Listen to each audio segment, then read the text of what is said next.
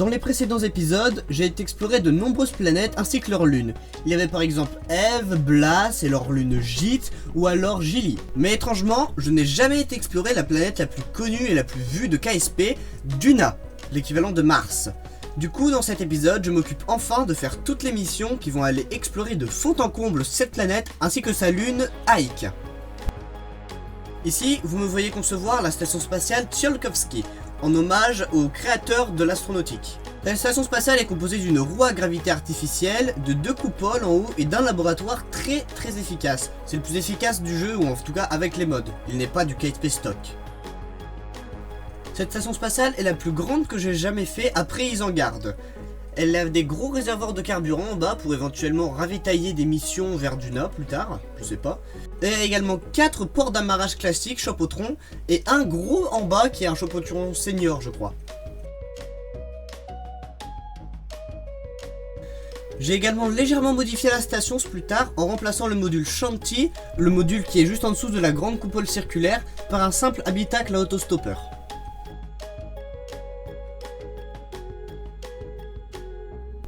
Et comme pour la station spatiale, j'ai conçu une base au sol spécialement pour Duna, et pas réutiliser un modèle que j'utilise à chaque fois.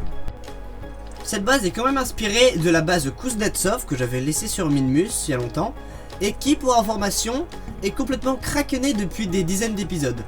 Du coup, je peux plus y accéder, et ils sont coincés là depuis environ 25 ans, je dirais. Mais là, j'ai bien fait attention, et normalement, il ne devrait pas y avoir le moindre kraken sur cette base, et j'espère parce qu'elle est quand même assez importante. Ike par contre sera moins gâté et héritera d'une station au sol plus classique, la fameuse base Valkyrie qu'on a déjà utilisée par exemple sur Blas, sur Eve et sur la Lune. Elle sera également accompagnée par le rover Actube qui devra explorer un maximum tous les biomes qu'il y a autour de la base. Quant à la station spatiale, là aussi ce sera la fameuse station spatiale Bern qu'on utilise quasiment à chaque fois qu'on va explorer une nouvelle planète ou lune. Et là, nous avons la première mission qui devra se poser sur une planète et en revenir. Je me suis déjà posé sur des lunes et j'en suis revenu. Je me suis déjà posé sur des planètes, mais je me suis jamais posé sur une planète, puis en suis revenu. Ce sera la toute première fois. Pour ça, j'utilise un lander Alexeyev, qui a un moteur normalement conçu pour fonctionner dans le vide, mais l'atmosphère de Duna est tellement fine qu'il sera quand même suffisant. La dernière mission prévue est une mission non habitée, avec une sonde qui vient de la sonde Aurora, mais à laquelle j'ai mis des plus grands panneaux solaires. Sa mission sera de cartographier entièrement Duna et Ike pour avoir une cartographie complète quoi. On doit bien faire toutes les planètes au bout d'un moment. Malheureusement, je me suis rendu compte que j'étais tombé à court d'astronautes parce qu'ils étaient tous soit dans des bases de surface sur des planètes, soit dans des stations spatiales. Du coup, je me suis rendu à Isengard pour prendre quelques astronautes et les ramener sur Kerbin pour pouvoir les lancer vers Duna.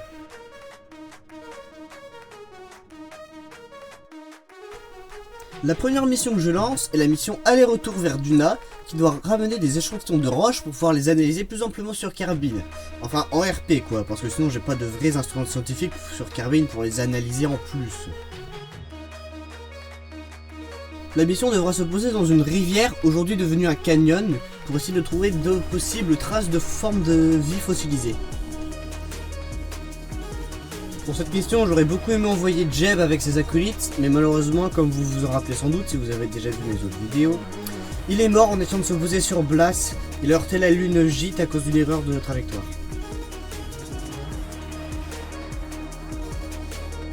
Ensuite, c'est le lancement de la base Ike, littéralement un des vaisseaux les moins aérodynamiques que j'ai jamais lancé, c'est littéralement une brique le truc en haut.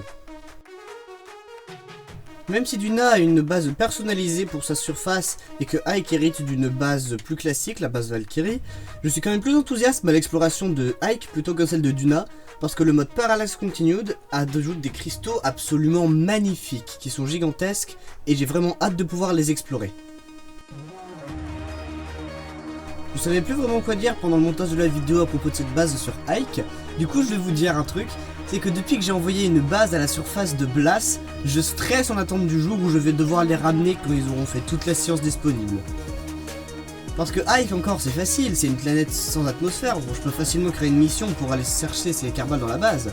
Par contre Blas, c'est plus près de carbone que Moho, et ça a une atmosphère comme Eve avec la gravité qui va avec.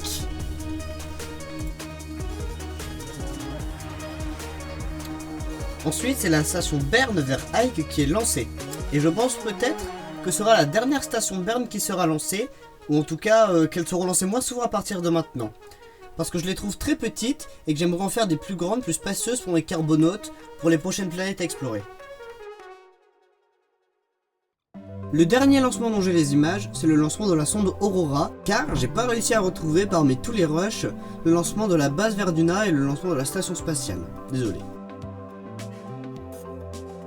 La sonde envoyée là, c'est la sonde Aurora, sauf que j'y ai ajouté les instruments scientifiques de type ScanSat, en plus des instruments CarbNet et autres classiques de KSP.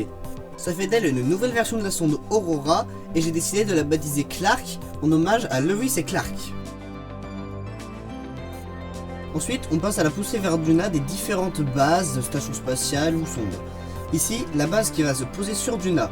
Et j'ai les images cette fois parce que j'ai pas fait le décollage et la poussée Verduna dans le même enregistrement.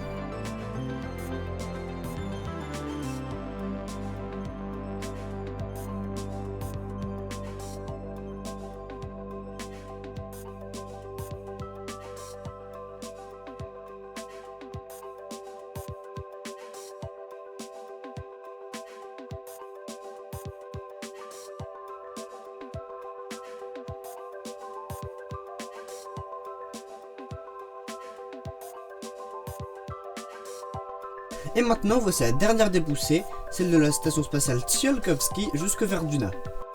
Je suis vraiment content de cette station spatiale, je suis assez content de pouvoir envoyer une si grosse structure jusqu'autour de Duna.